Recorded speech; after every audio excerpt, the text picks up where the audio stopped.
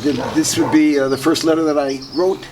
That's January 1987, and I sent it to people that knew me, that I was trying to induce to write back to me.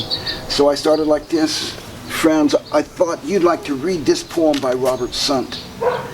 Just lately, I've been feeling so good that it's as if I'm forced to write to validate my feelings. As if I couldn't feel this good unless I say aloud that I feel this good. Now I'm in my 40s and I've begun to comb my hair straight back and let my stomach hang over my belt. Here I am today, taking life as she comes, happy as the root of the word implies, accepting just what happens. But I'm thinking of you too. And I had drawn this little picture of me at the time that I included in the original letter. I've retyped it since. It's a strange thing being who I am, sitting at the dining room table, a TV and 3 children through the archway, not 25 feet from where I sit. Tina is 12 years a California girl, and she gets around like a California girl. This is good, but as a way of describing the strange state of who I am, I'll tell you what's been happening just recently. Tina bought a dryer. I hated it. I gnashed my teeth. I said, Tina, I hate it when you got that inheritance and started buying things, but I made a nice adjustment. Yet this is too much. Curse the money and curse the dryer. Tina walked away, and I know that walk it means just out of his way, and he'll forget about it in a little while. The next night I tell Tina that I hate the idea of the dryer. That's once, I say, making allusion to the old story of the man who shot his horse the 3rd time the horse screwed up. Tina, I say, this is a serious thing, trouble in the paradise of our married life. She waits a bit and then asks about the electric outlet that will be needed for the dryer. I walk away repeating to myself, it's not important, nothing is important, a litany that allows me to accept and sleep in peace.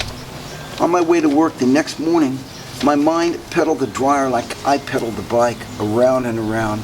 At lunch, I wrote out all the reasons not to have a dryer, and it seemed a weighty list. That night, I read it to Tina, telling her that writing it out was a way to get it out of my mind, but also an indication of how serious it was to me, a matter of the soul, something that could have grave repercussions in our married life.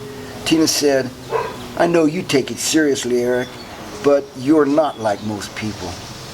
And I went to take a shower knowing that I had better have written the list to ease my mind because it made no other difference to Tina's dryer. Later I told her, count me out. No home improvement project for me. Have a dryer, but no help from me. She called different home site maintenance electricians to get bids for the job, and here I sit, reduced to writing this and wondering if perhaps the whole episode should be viewed as entertainment, a little something to write about. I want to do God's will. I'm an alcoholic. By the tenets of AA, I have to admit powerlessness in the presence of alcohol, and alcohol dependence can only be overcome by reliance on a higher power. Some force, some power will allow an alcoholic to live one day at a time without alcohol if the alcoholic will admit he needs help and asks for help. I believe this because I am an alcoholic. This belief has led me to here and now, and although I sometimes pray, hey, higher power, please help me to never drink again, more often I pray, thy will be done, help me do whatever you want. So does it seem like I should care whether there's a dryer in the house or not? Could it be God's will that I spend my energy and thought on something so silly? Probably not.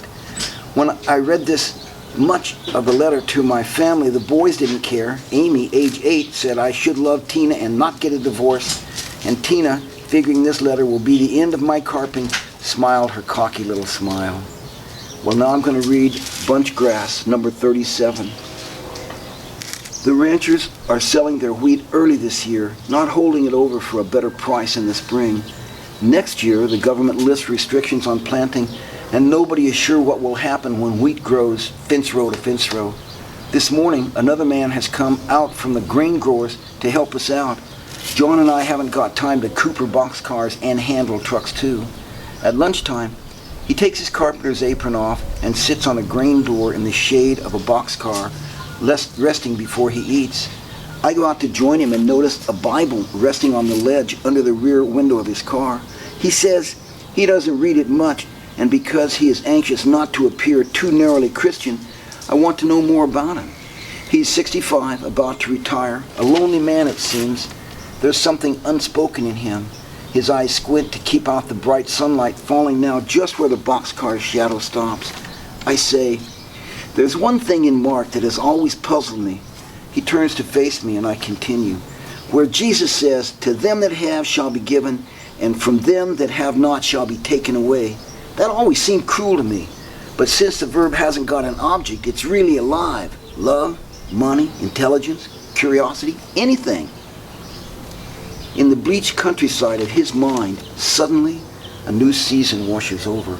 Common plants begin to blossom, and now ideas fly back and forth between us like bees, their legs thickening with pollen.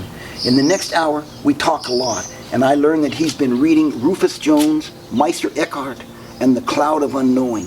He nearly trembles with a new joy he kept hidden.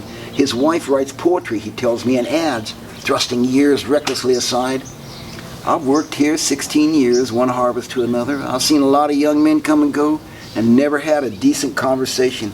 It's worse with college kids. They don't think, most of them. The trucks start coming in again. Lunch is over. He puts his carpenter's apron on again, but before we part, he invites me to home to dinner this evening, careful not to spoil it by appearing too happy as he really is.